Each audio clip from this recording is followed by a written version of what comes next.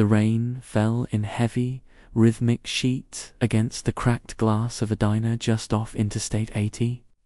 Somewhere in the vast, stretching heart of Nebraska. It was 3 a.m., the hour when the world strips away its pretenses and leaves only the tired, the lost, and the searching. I was there. I am always there. You look for me in vaulted cathedrals of stone and stained glass, or in the manicured lawns of suburban megatowns. You look for me in the silence of meditation retreats and the loud, sweeping declarations of politicians. But tonight, I was sitting in a faded red vinyl booth, watching a waitress named Maria pour lukewarm coffee into a chipped ceramic mug for a long-haul trucker, whose eyes were heavy with the weight of 1,000 miles. I am the creator, the architect, the first and the last. But to you, my children, in this sprawling, beautiful, chaotic experiment you call America, I am often just a quiet voice, easily drowned out by the roar of a 24-hour news cycle. I decided it was time to tell a story, not a parable hidden in ancient scrolls, but a message woven into the fabric of your modern lives. A message for the nation of dreamers, builders, fighters, and the weary. I caught Maria's eye. She didn't see a burning bush. She saw an older man in a worn denim jacket. But in that brief exchange of glances, I let her feel a sudden, overwhelming sense of peace, the kind that makes your shoulders drop and your breath catch. She smiled, a genuine crack in her exhaustion, and walked back behind the counter. "Listen to me," I whispered, not just to the diner, but to the wind howling across the plains, carrying my voice to the coasts, to the valleys, and to the mountains. Listen, because you have forgotten how to hear. That wind carried my gaze eastward, soaring over the Great Lakes and settling into the dense, humming grid of Manhattan. Millions of souls stacked upon each other in towers of glass and steel, yet so many feeling profoundly, desperately alone. I walked alongside a young man named David as he rushed down a subway platform in Brooklyn. His headphones were securely over his ears, blasting a podcast designed to make him more productive, more optimized, more successful. His phone buzzed endlessly with notifications, a work email at 9 p.m., an alert about a plunging stock market, a barrage of angry headlines telling him who to hate today. David is suffocating, though his lungs work perfectly. He is suffocating on the American dream, or at least the modern mutation of it. He believes that his worth is tied directly to his output, his wealth, and his status. "David," I spoke, though the rumble of the inbound Q train drowned me out. I reached out and touched the digital screen in his pocket. It died, a momentary battery failure. David froze, panic flashing in his eyes. He was disconnected. For 3 minutes, until he could find a charger, he was forced to simply exist. In that silence, I spoke to his spirit. "You are not a machine. You are not a brand. You are a soul, fragile and beautiful, meant to experience the warmth of the sun and the grace of connection, not just the cold glow of a screen. I see the anxiety that grips your cities. I see the young people paralyzed by a future that feels uncertain, staring at screens that project perfect, unattainable lives. You have built miracles of technology that connect you across oceans, yet you sit in the same room as your families and remain millions of miles apart. You are searching for validation in the algorithms of strangers when you already have unconditional love from the creator of the stars. Stop running. The hustle you glorify is grinding your spirits into dust. Rest is not a weakness. It is a holy command. It is the space where I can finally speak to you. My spirit then moved westward, drifting down through the rusted spine of the Rust Belt, into the valleys of Appalachia, and across the sweeping agricultural grids of the Midwest. Here, the struggle looks different, but the pain feels the same. I stood on the porch of a decaying farmhouse in Ohio with a man named Thomas. Thomas was sick. His hands were thick and scarred from decades of working in a factory that closed its doors 10 years ago. Now, he stared out at fields that belonged to a corporate conglomerate, nursing a bitter anger in his chest. Thomas felt forgotten. He felt that the country he built with his sweat had moved on without him, trading his dignity for cheaper labor across the globe. In his pain, Thomas had turned to anger. He found solace in voices on the radio and television that told him exactly who was to blame for his struggles. The people in the cities, the immigrants, the others. "Thomas," I said softly, standing beside him in the cool evening air. He didn't turn, but he took a deep, shuddering breath. I didn't take away his pain. His pain was real. His loss was unjust. But I wrapped around his hardened heart, trying to soften the edges of his resentment. "Your dignity was never in the factory, Thomas. It was in the love you gave your children, the loyalty you showed your friends, and the quiet integrity of your soul. Do not let the men in suits, nor the men on screens, turn your heartbreak into hatred. To rural America, to the towns left behind by progress, I see your quiet despair. I see the opioid bottles rattling in the medicine cabinets, the silent tragedies unfolding behind closed doors. You are the backbone of this land, but you have allowed pride and isolation to become your armor. You cling to a past that cannot return, fighting over fragments of political power while your communities fracture. The strength of America was never in its rugged individualism alone. It was in the barn raisings, the potlucks, the way you once carried each other through the winter. Return to your neighbors.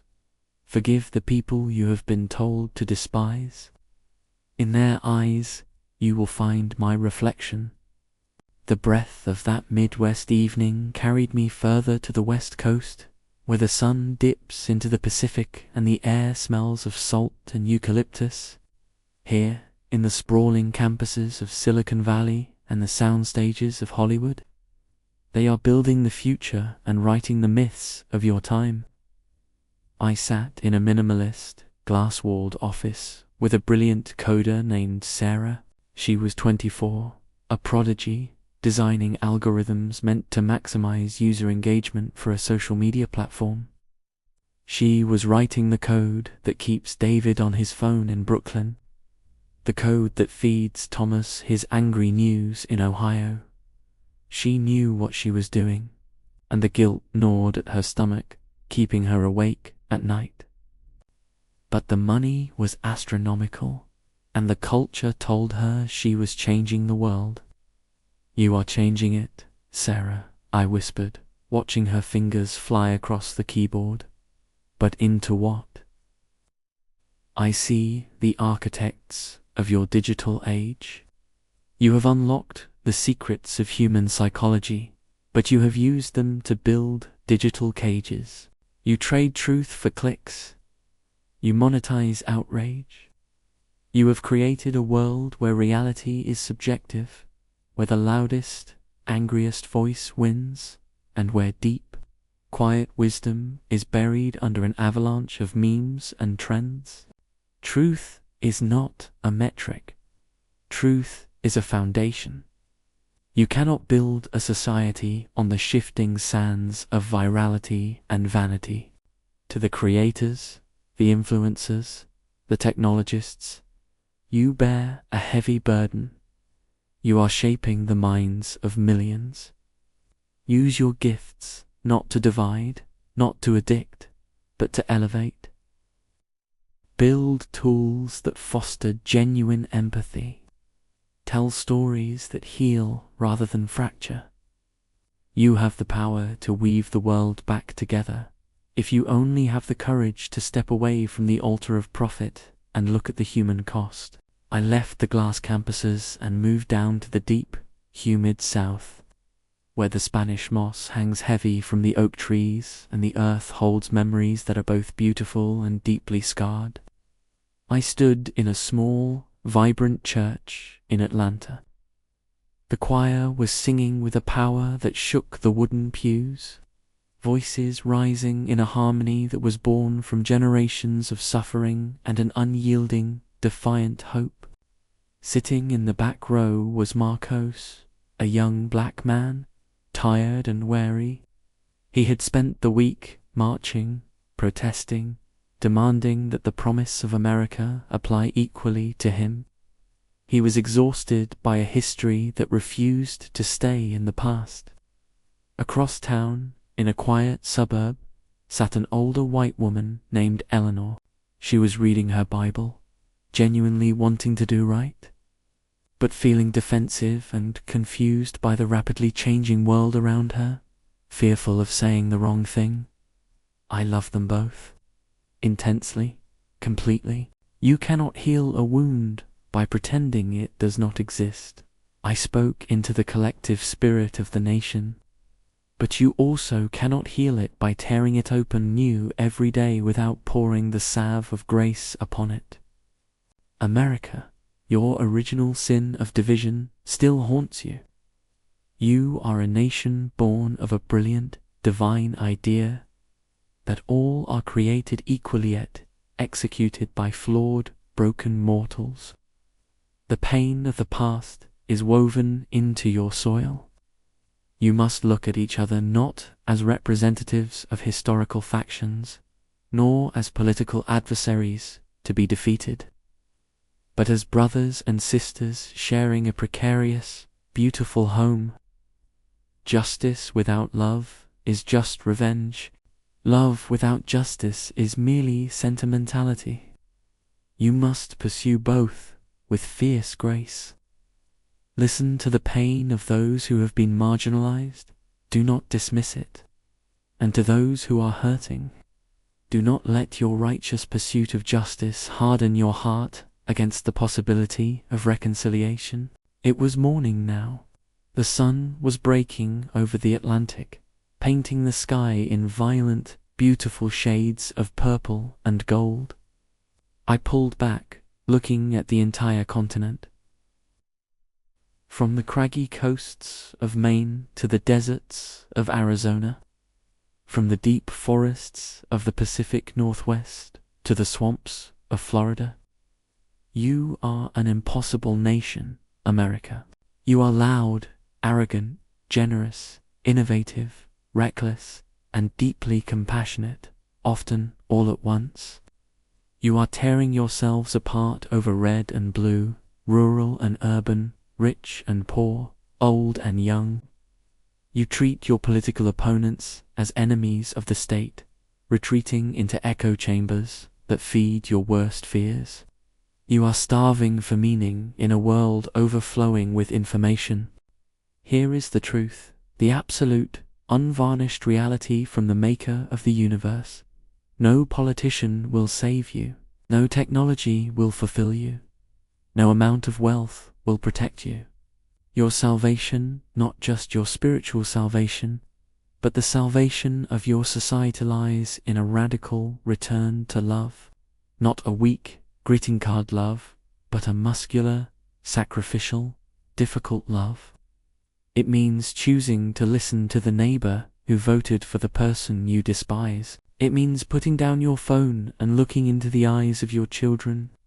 It means sacrificing a little of your comfort for the dignity of a stranger. It means recognizing that the environment I gave you is a sacred trust, not a resource to be plundered until it collapses. You pride yourselves on your freedom. But what is freedom? Is it simply the right to do whatever you want, whenever you want, regardless of the cost to others? No, that is the freedom of a toddler. True freedom, I tell you, is the power to choose the good. It is the liberation from your own selfishness. It is the capacity to serve one another. The story ends here, not with a trumpet blast, but with a quiet question directed at you, the one reading these words. Yes, you. I see you sitting there. I know the anxieties that keep you awake at night.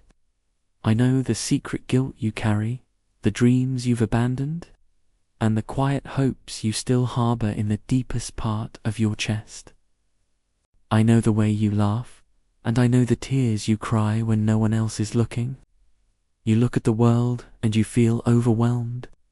You think, I am just one person in a nation of hundreds of millions. What can I do?